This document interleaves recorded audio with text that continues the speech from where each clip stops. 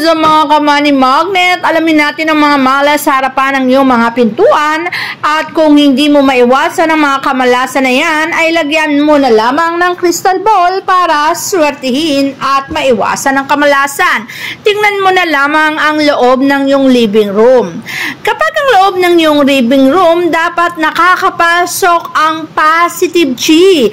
Pag sinabi natin positive chi, pagpasok pa lamang ng enerhiya sa iyong pintuan ay magpapaikot na sa iyong kabahayan. Mas mainam na ang pumapasok sa iyong pintuan ay ang yang energy. Pag sinabi natin yang energy, ito yung active na enerhiya na nagpapasok ng swerte.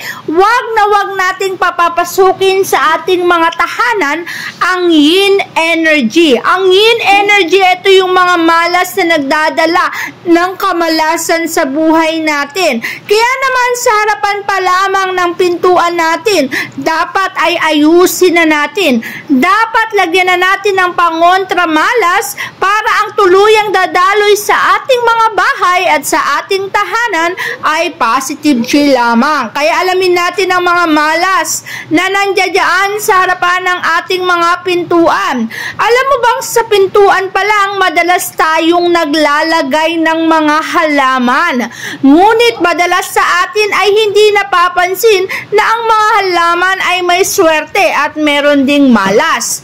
Alam mo bang ang mga halaman na gumagapang ay nagbibigay ng kamalasan? Kaya nga yan gumagapang, ito'y magre-representa rin sa paggapang mo sa kahirapan.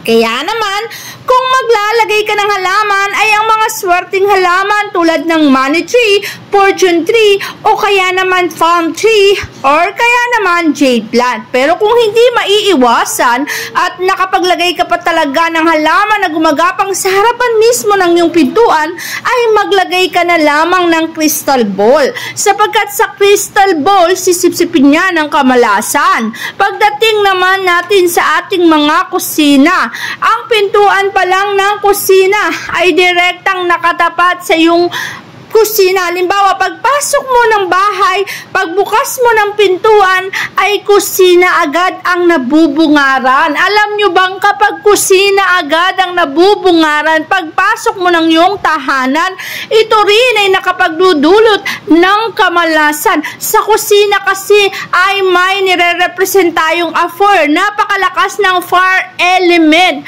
At sobrang fire element ay nagpapasok ng negative energy. At kapag bukas mo pa lamang ng pintuan, negative yin energy na agad ang sasalubong sa'yo. Ang magiging balancing buhay ay hindi na mangyayari sa'yo. Magkakaroon ka ng sobrang lakas ng enerhiya na nagiging sanhi para magkaroon ng pag-aaway. Kaya lagyan ng crystal ball ang pintuan ng kusina para maiwasan ang kamalasan na to. Pagdating naman sa iyong kwarto, may pintuan ang kwarto mo. Pagbukas mo ng pintuan, ang agaran mong mabubungaran ay ang kama. Alam mo bang pagbukas ng pintuan at kama agad ang nabungaran ay hindi rin po maganda. Hindi magandang ang kama ay direktang nakatapat sa pintuan. Malas po yan. Ang iyong enerhiya ay nauubos kaya sa buong maghapon ay wala kang magandang magagawa sa buhay mo na nagpapabagal ng pag-unlad at pag-asenso. Pag ganito ang setup ng iyong kama, pagbukas ng pintuan ay kama agad, lagyan mo na agad ang pintuan ng crystal ball. Para sa ganon, mamaiwasan mo ang kamalasan na dulot nito sa iyong mga buhay. Pagdating naman sa sala, alam mo bang ang living room mas mainam na maluwag? Pagbukas ng pintuan ay napapasok ng yang energy at dumadaloy ang positive chi sa loob ng bahay. Pero kung ang living room mo naman ay maraming poison arrow sa harapan pa lang ng pintuan, ito'y nagiging sagabal sa pagpasok at pagdaloy ng positive chi. Ang mga poison arrow na yan ay pwedeng mga kalat sa harapan ng pintuan, pwedeng malaking puno, pwedeng kanal, at pag ito'y nasa harapan ng pintuan at pagbukas mo ay sala, ang lahat ng poison arrow na yan na nagbibigay ng kamalasan ay papasok sa iyong sala na magdudulot ng matinding kamalasan. Kaya dapat iwasan sa pamamagitan ng paglalagay ng crystal ball sa pintuan ng main door para maiwasan mo ang dulot nitong kamalasan sa iyong buhay. At syempre, pagdating naman sa iyong bahay, huwag mong hahayaan na maraming bintana. Bukod kasi sa pintuan, ang sobrang dami ng bintana sa iyong bahay ay sobrang lakas ng enerhiyang inilalabas. Mapasok sa iyo ang positive at lalabas din agad dahil sa sobrang dami ng bintana. Kaya mas mainam na kung ganyan ang klase ng bintana nyo sa iyong tahanan, ay magsabit ka ng crystal ball sa mga bintana na yan para maiwasan po natin ang anumang kamalasan na ipapasok nito sa ating mga tahanan at sa ating buhay. Pag ganito po ang naganap at nangyari, ay makukonsumo lamang po natin ay positibong enerhiya nang sa ganon positive energy din po ang dadaloy at papasok sa ating mga tahanan. Nang sa ganon, ang buhay natin ay maging maganda. Siyempre, pagdating na naman sa kama, mas mainam na hindi po tayo naglalagay ng orasan na sira.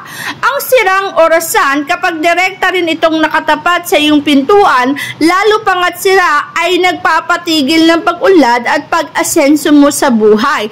Imbis na mag-grow ka, imbis na magtatagumpay ka, ay hindi na po ito tuluyang magaganap sa iyo.